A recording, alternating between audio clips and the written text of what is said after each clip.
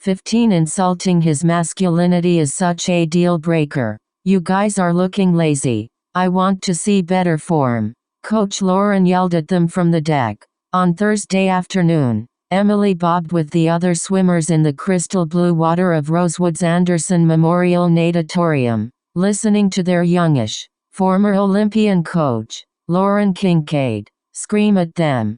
The pool was 25 yards wide, 50 yards long, with a small diving well. Huge skylights mirrored the length of the pool, so when you did backstrokes in the evening, you could look up and see the stars. Emily held onto the wall and pulled her cap over her ears. Okay, better form. She needed to really concentrate today. Last night, after getting back from the creek with Maya, she'd lain on her bed for a long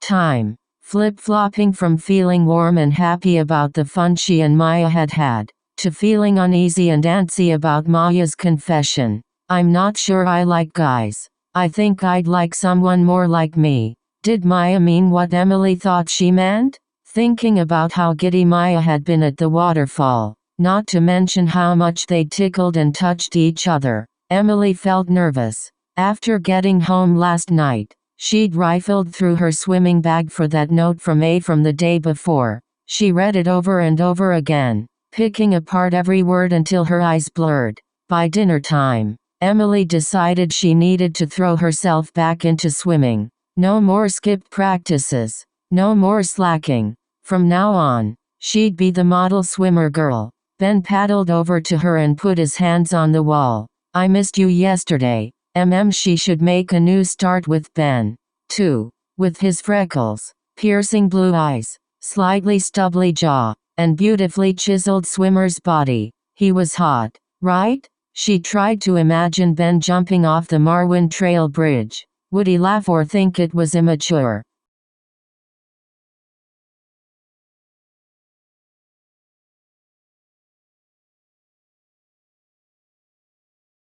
So where were you? Ben asked, blowing on his goggles to defog them. Tutoring for Spanish. Wanna come over to my house after practice? My parents won't be home till 8. I'm not sure if I can. Emily pushed away from the wall and started to tread water. She stared down at her blurrily pumping legs and feet. Why not? Ben pushed off the wall to join her. Because she couldn't come up with an excuse. You know you want to, Ben whispered. He took some water into his hands and began splashing her. Maya had done the same thing yesterday, but this time Emily jerked away. Ben stopped splashing. What? Don't. Ben put his hands around her waist. No? You don't like to get splashed? He asked in a baby voice. She took his hands off her. Don't.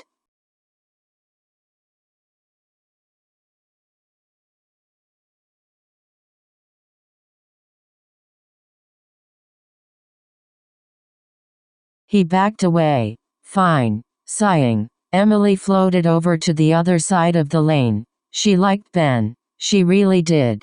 Maybe she should just go over to Ben's after swimming. They'd watch TiVo episodes of American Chopper, eat pizza delivered from D. Silvio's, and he'd feel underneath her unsexy sports bra. Suddenly tears sprang to her eyes. She really didn't want to sit on Ben's itchy blue basement couch, picking oregano spices out of her teeth and rolling her tongue around the inside of his mouth.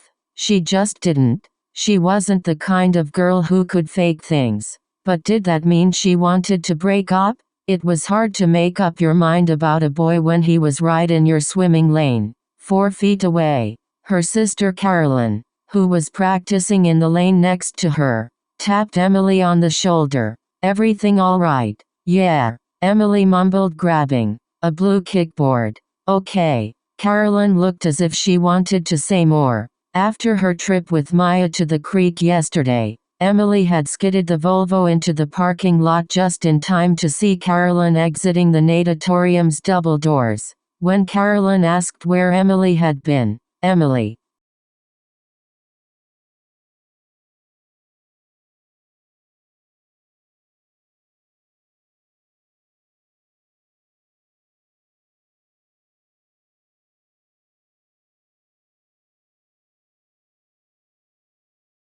He backed away. Fine. Sighing, Emily floated over to the other side of the lane. She liked Ben. She really did.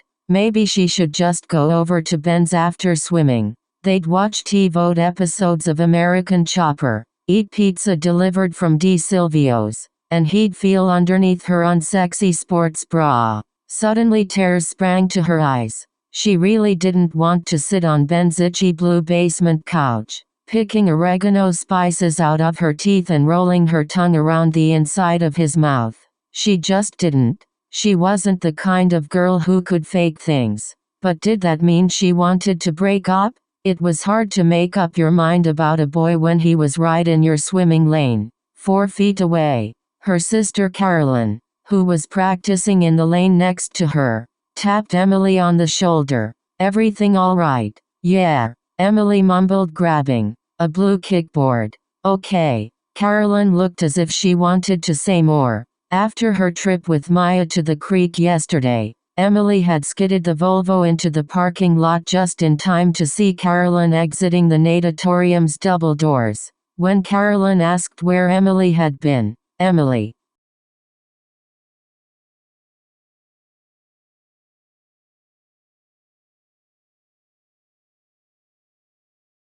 had told her she had to tutor for Spanish. It seemed like Carolyn believed her, despite Emily's damp hair and the funny ticky noise the car was making, something it did only when it was cooling down from a drive. Even though the sisters looked alike, both had broad freckles over their noses, chlorine-bleached reddish-brown hair, and had to wear a lot of Maybelline Great Lash to lengthen their stubby lashes. And even though they shared a room, they weren't close.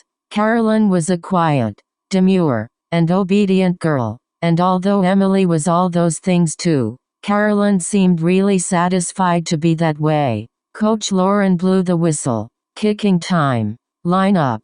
The swimmers lined up from fastest to slowest, kickboards in front of them. Ben was in front of Emily. He looked at her and raised an eyebrow. "I can't come over tonight," she said quietly. So the other boy swimmers, who were crowded around behind her and laughing at Gemma Curran's fake tan gone wrong, couldn't hear. "Sorry." Ben's mouth flattened into a straight line. "Yeah.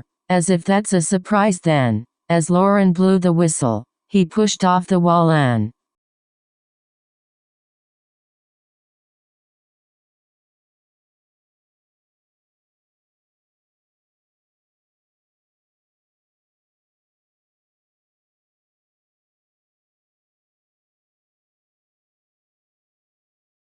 began dolphin kicking. Uneasy, Emily waited until Lauren blew the whistle again, and pushed off behind him. As she swam, Emily stared at Ben's pumping legs. It was so dorky how he wore a cap over his already short hair. He got so OCD before races, too, shaving off every hair on his body, including the ones on his arms and legs. Now, his feet made exaggeratedly huge splashes, which sprayed right into Emily's face. She glared at his head bobbing in front of her and pumped her legs harder. Even though she'd left 5 seconds behind him, Emily reached the opposite wall at almost the same time Ben did. He turned to her, pissed. Swim team etiquette dictated that no matter how big a swimming star you were, if someone caught your feet on a set, you let them go ahead of you. But Ben just pushed back off the wall.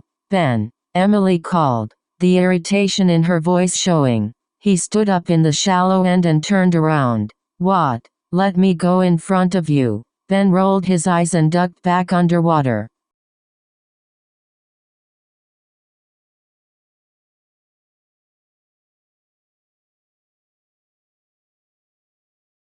Emily shoved off the wall and kicked crazily until she caught up to him. He reached the wall and turned to face her. "Would you stay off my ass?" he practically yelled. Emily burst out laughing. "You're supposed to let me go. Maybe if you didn't leave right on top of me you wouldn't be on top of me," she snorted. "I can't help it if I'm faster than you." Ben's mouth fell open. "Oops." Emily licked her lips. "Ben, no." He held up his hand. "Just go swim really fast, okay?" He tossed his goggles onto the deck. They bounced awkwardly and landed back in the water, narrowly missing Gemma's fake tanned shoulder. "Ben." He glared at her, then turned and got out of the pool. Whatever. Emily watched him angrily push open the boys' locker room door.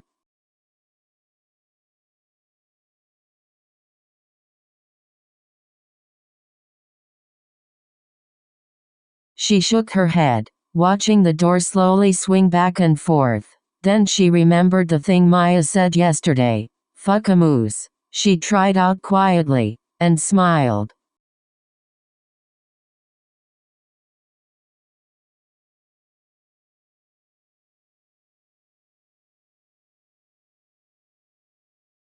"16 Never trust an invite without a return address. So are you coming over tonight?" Hannah switched her BlackBerry to her other ear and waited for Sean's answer. It was Thursday after school. She and Mona had just met for a quick cappuccino on campus, but Mona had to leave early to practice her drive for the mother-daughter golf tournament she was competing in this weekend. Now, Hannah sat on her front porch, talking to Sean and watching the 6-year-old twins next door draw surprisingly anatomically correct naked boys in chalk all over their driveway. "I can't," Sean answered. "I'm really sorry, but Thursday is Nerve night. You know that." Hannah and Sean were hooked on this reality show Nerve, which documented the lives of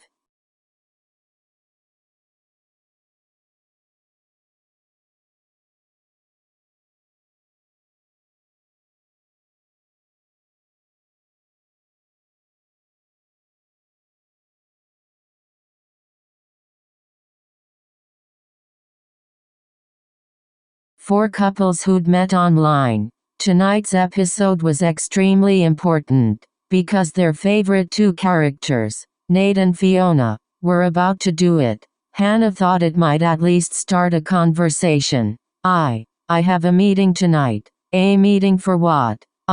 V Club." Hannah's mouth fell open. "V Club? As in Virginity Club?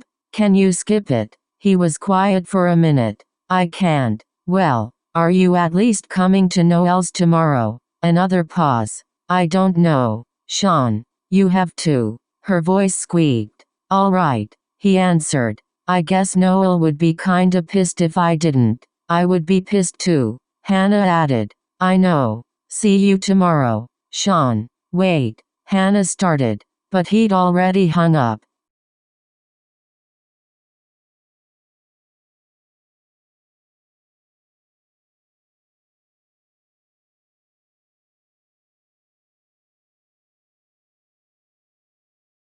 Hannah unlocked her house. Sean had to come to the party tomorrow. She'd hatched a foolproof, romantic plan. She'd take him to Noel's woods. They'd confess their love for each other, and then they'd have sex.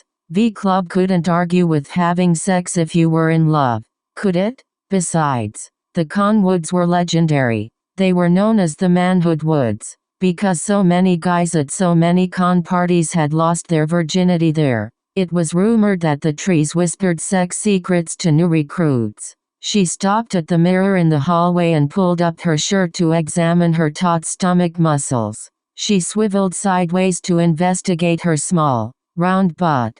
Then she bent forward to look at her skin. Yesterday's blotchiness was gone. She bared her teeth. One bottom front tooth crossed over a canine. Had they always been that way? She threw her thick-strapped, gold leather handbag onto the kitchen table and opened the freezer. Her mom didn't buy Ben & Jerry's, so to Fuddy Cutie 50% less sugar faux ice cream sandwiches would have to do. She took out 3 and began to greedily unwrap the first one. As she took a bite, she felt that familiar tug to eat more.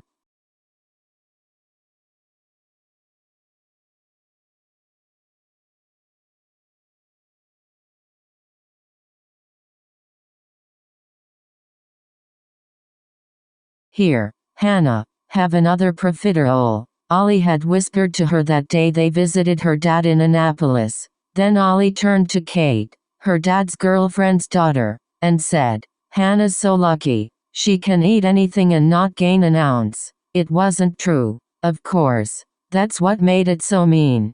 Hannah was already chubby and seemed to be getting more so. Kate giggled, and Ali, who was supposed to be on Hannah's side, laughed too. "I got you something." Hannah jumped. Her mom sat at the little telephone table in a hot pink Champion sports bra and black flared leg yoga pants. "Oh," Hannah said quietly. Ms. Marin appraised Hannah, her eyes settling on the ice cream sandwiches in her hands. "Do you really need 3? Hannah looked down. She'd chomped through one sandwich in less than 10 seconds, hardly even tasting it, and had already unwrapped the next. She smiled faintly at her mom and quickly stuffed the remaining cuties back into the freezer. When she turned back around, her mother set a little blue Tiffany bag on the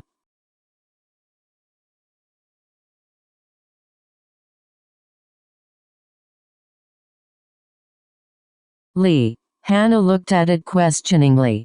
"This. Open it." Inside was a little blue Tiffany box, and inside that was the complete Tiffany toggle set, the charm bracelet, round silver earrings, plus the necklace. The very same kind she'd had to hand over to the Tiffany's woman at the police station. Hannah held them up, letting them sparkle in the overhead light. "Wow." Ms. Marin shrugged. "You're welcome." Then, to signify that the conversation was finished, she retreated to the den, unrolled her purple yoga mat, and turned on her power yoga DVD. Hannah slowly slid the earrings back in the bag, confused. Her mom was so weird. That was when she noticed a creamy, square card envelope sitting on the little telephone table. Hannah's name and address were typewritten in all caps. She smiled. An invite to a sweet party was just the thing she needed to cheer up. "Breathe in through your nose, out through your mouth,"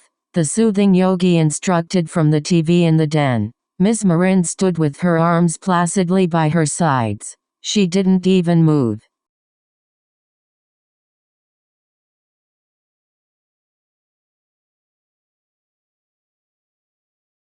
When her BlackBerry started singing Flight of the Bumblebee, which meant she had an email, this was her me time. Hannah grabbed the envelope and climbed upstairs to her room. She sat down on her four-poster bed, felt the edges of her billion-thread count sheets, and smiled at Dot, sleeping peacefully on his doggy bed. "Come here, Dot," she whispered. He stretched and sleepily climbed into her arms. Hannah sighed. Maybe she just had PMS, and these jittery, uneasy, the world is caving in feelings would go away in a few days. She sliced the envelope open with her fingernail and frowned. It wasn't an invitation, and the note didn't really make sense. "Hannah, even Daddy doesn't love you best." What was that supposed to mean? But when she unfolded the accompanying page stuffed inside the envelope, she yelped. It was a color printout from a private school's online newsletter. Hannah looked at the familiar people in the photo. The caption said, "Kate Rattle was Barnbury School's student speaker at the benefit, pictured here with her mother."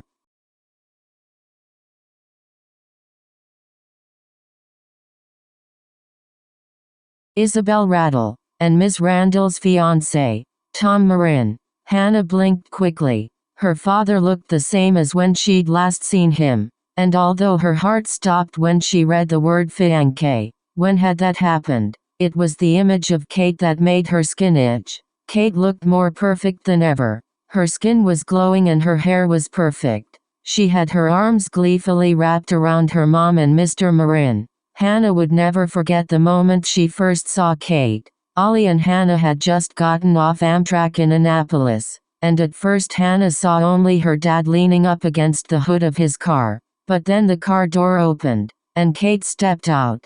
Her long chestnut hair was straight and shiny, and she held herself like the kind of girl who'd taken ballet since she was 2. Hannah's first instinct was to crouch behind a pole. She looked at her snug jeans and stretched out cashmere sweater and tried not to hyperventilate. This was why Dad left, she thought. He wanted a daughter who wouldn't embarrass him. "Oh my God," Hannah whispered, searching the envelope for a return address. Nothing. Something occurred to her. The only person